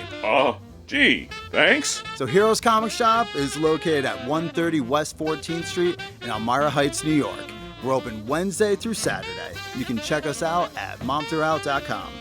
Oh, look! They have Archie comics! Heroes Comics, for every kind of hero. Well, we'll be back, and it won't be long now, or the witching hour be upon us. So we better get straight back to requests. Otherwise, we'll be sitting around twiddling our thumbs, wondering what be happening when it all comes down.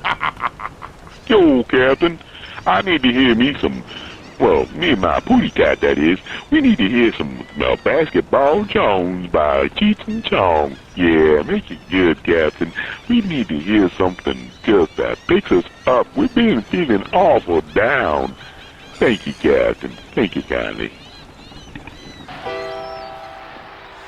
Basketball Jones, I got a basketball Jones, oh baby, ooh.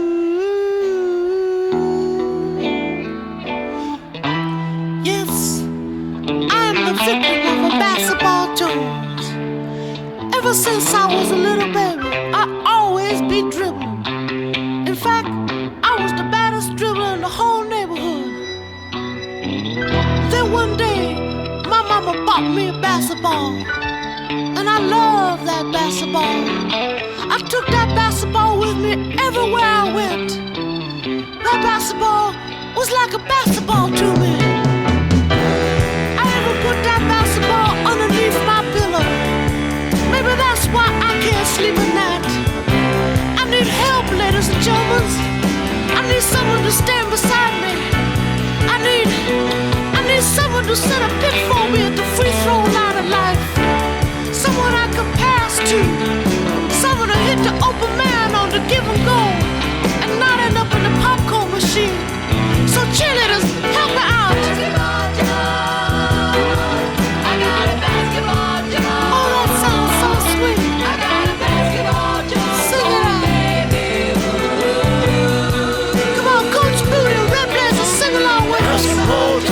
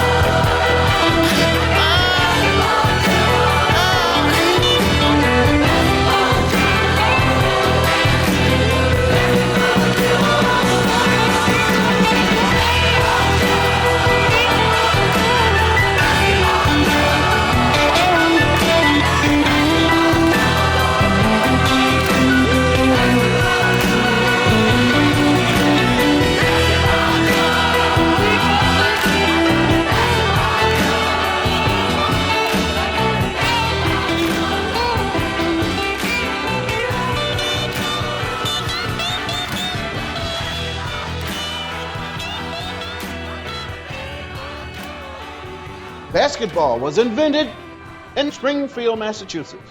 Dr. Naismith. Springfield, is the doctor here tonight?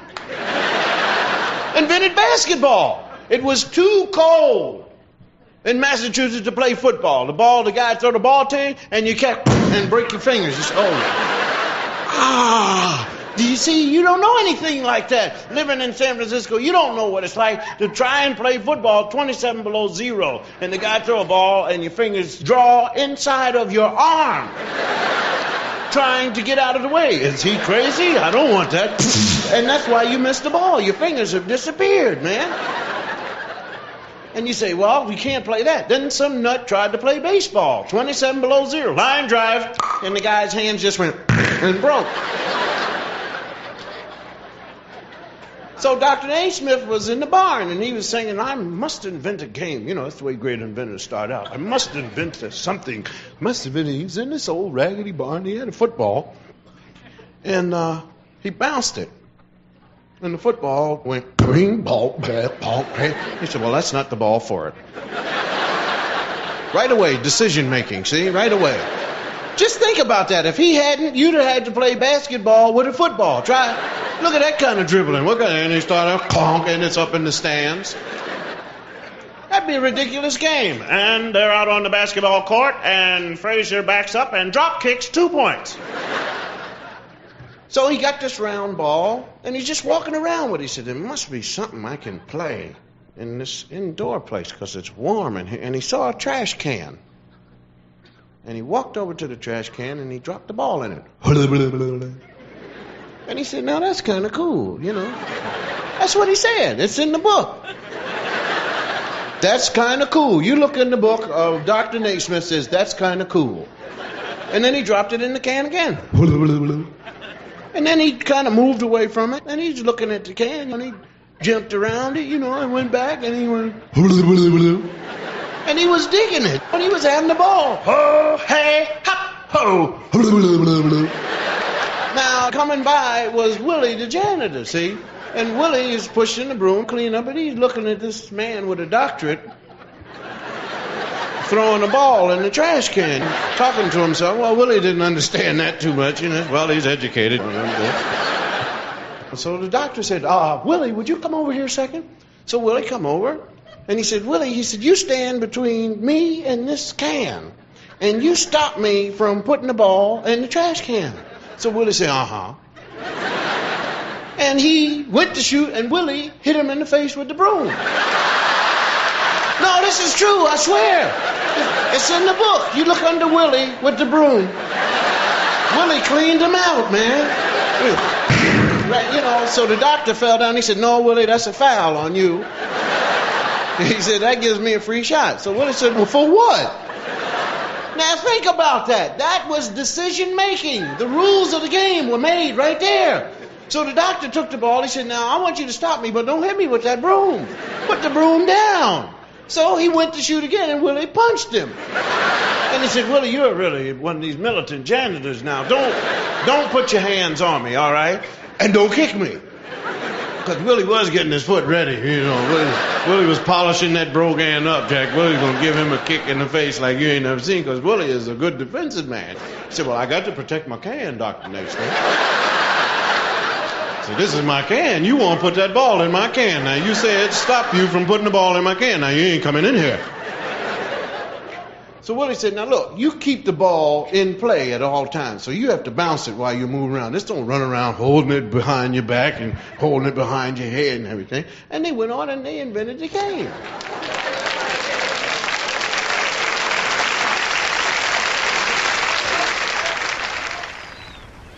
Ha ha ha! Well, I was looking through the archives, finding that basketball Jones by that other feller. I found me that Bill Cosby, the invention of basketball, wanted to play it, and I said, I request that myself. I know it's not exactly to the rules, but you know what? I'm a pirate. Back to the phone lines.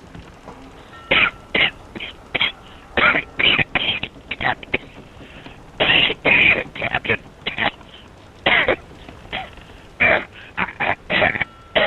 I need to hear me some Tex Williams.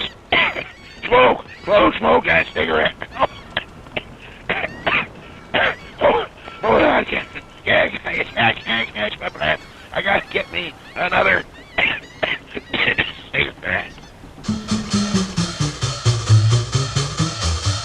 I'm a feller with a heart of gold, with the ways of a gentleman, I've been told. The kind of a feller that wouldn't even harm a flea. But if me and a certain character met, the guy that invented the cigarette, I'd murder that son of a gun in the first degree. Now, it ain't 'cause that I don't smoke myself, and I don't reckon they hinder your health. I've smoked them all my life, and I ain't dead yet. But nicotine slaves are all the same at a petting party or a poker game. Everything's gotta stop while they have that cigarette. Smoke, smoke, smoke that cigarette. Puff, puff, puff, and if you smoke yourself to death. Tell St. Peter at the Golden Gate that you hates to make him wait, but you just gotta have another cigarette.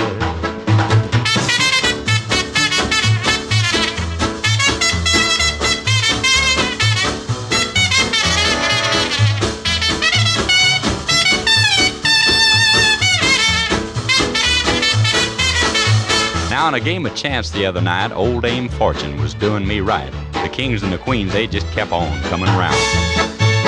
Then I got a full and I bet it high, but my bluff didn't work on a certain guy. He just kept on a-raising and a-laying the money down. Now, he'd raise me and I'd raise him. I sweated blood, I got to sink or swim. He finally called and then didn't raise the bet. I said, "Ace is full, pal, how about you?" And he said, "Well, I'll tell you in just a minute or two, but right now I just gotta have a cigarette." Smoke, smoke, smoke that cigarette. Puff, puff, puff, and if you smoke yourself to death. Tell St. Peter at the Golden Gate that you hates to make him wait, but you just gotta have another cigarette.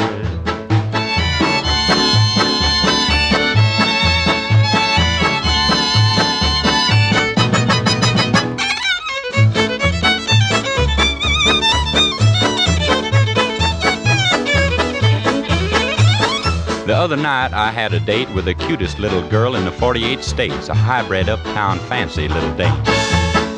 Now she said she loved me, and it seemed to me that things were just about like they ought to be, so hand in hand we strolled down Lover's Lane. She was oh so far from a chunk of ice, and our smooching party was going real nice, so help me Hannah, I think I'd have been there yet. But I give her a kiss and a little squeeze, and she said, "Tex, excuse me please, but I just gotta have another cigarette." Smoke, smoke, smoke that cigarette. Puff, puff, puff, and if you smoke yourself to death. Tell St. Peter at the Golden Gate that you hates to make him wait, but you just gotta have another cigarette.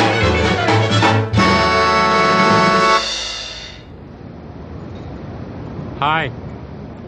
Hello. Are you waiting for the bus? Yes, I am, actually.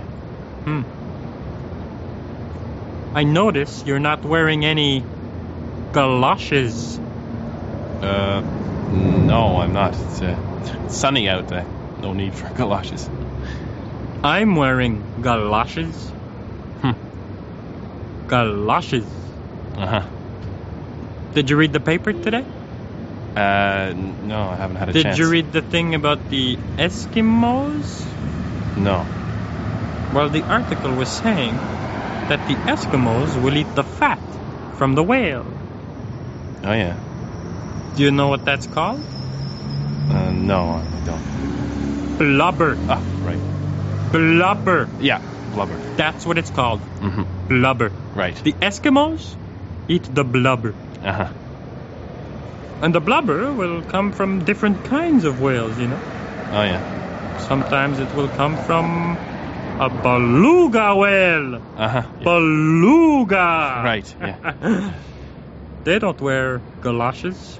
Who, the whales? No, the Eskimos. Oh, no, that's right, they don't. They wear mucklucks. Uh-huh. Mucklucks. That's right, mucklucks. Mucklucks. Yeah, mucklucks. Say it again. Muckluck. Say it louder. Mucklucks. Good, eh? Yeah, it is a good one. I didn't want to say it, but I like it. Say galoshes. Galoshes. It's good, eh? Yeah, it's good. Galoshes. Galoshes. Beluga. Beluga. Blubber, blubber, blubber, blubber. Muckluck. Blubber, beluga. Excuse me. Sorry, I didn't mean to interrupt whatever it is you were doing there. No, it's okay. Okay, I just wanted to know if this is where the bus stops. Yeah, they should be here any minute, actually. Oh, I see. Well, sorry to disturb you. That's okay. We were just, Sir. Yes? Psst. Yeah? Look over there. across the street. Yeah. Mm-hmm. See that lady? Yes? What kind of hairstyle does she have? That looks like a bouffant. Yes, a bouffant. Yes, a bouffant. Actually, I couldn't help noticing that myself. It's sort of what you might call a bulbous bouffant. Yes, a bulbous bouffant. Bulbous bouffant. Bouffant. Blubber. Galoshes. Muckluck. Bulbous bouffant. Muckluck. Macadamia. Oh! Macadamia. Gazebo. Bulbous bouffant. Macadamia. Gazebo. Bulbous bouffant. Macadamia. Gazebo. Bulbous bouffant. Macadamia. Gazebo. Bulbous bouffant. Blubber. Macadamia. Blubber. Gazebo. Bulbous bouffant. Plethora. Macadamia. Blubber. Gazebo. Bulbous bouffant. Plethora. Macadamia. Bamboozle. Gazebo. Bulbous bouffant. Plethora. Macadamia. Bamboozle. Gazebo. Bulbous bouffant. Plethora. Macadamia. Gazebo. Bulbous. Ploy. Spatula. Gazebo. Bulbous ploy. Plethora. Macadamia. Bamboozle. Gazebo. Bulbous ploy. Shindig. Bamboozle. Gazebo. Bulbous ploy. Plethora. Macadamia. Bamboozle. Hullabaloo. Plethora. Macadamia. Gazebo. Bulbous ploy. Plethora. Gabardine. Bulbous ploy. Plethora. Macadamia. Gazebo. Tuberculosis. Plethora. Macadamia. Gazebo. Bulbous ploy. Foible. Bamboozle. Gazebo. Bulbous ploy. Plethora. Bus. Ah, here comes the bus. Oh, yeah. Good. There be the vegetables with bulbous bouffant. I love them words. Education. Now, one last request we can squeeze in before the witching hour, and it be Bill Fraser and Ogden Ensel with Dead Puppies, right here on the Captain's Quarters. Dead puppies. Dead puppies. Dead puppies aren't much fun. They don't come when you call. They don't chase squirrels at all. Dead puppies aren't much fun. My puppy died late last fall. He's still rotting in the hall. Dead puppies aren't much fun. No. Mom says puppies' days are through. She's going to throw him in the stew. Dead puppies aren't much fun. Dead puppies, dead puppies. Dead puppies aren't much fun. Come on, everybody out there, sing along, okay? Dead puppies, dead puppies. Dead puppies aren't much fun. One more time for Roman Ruska.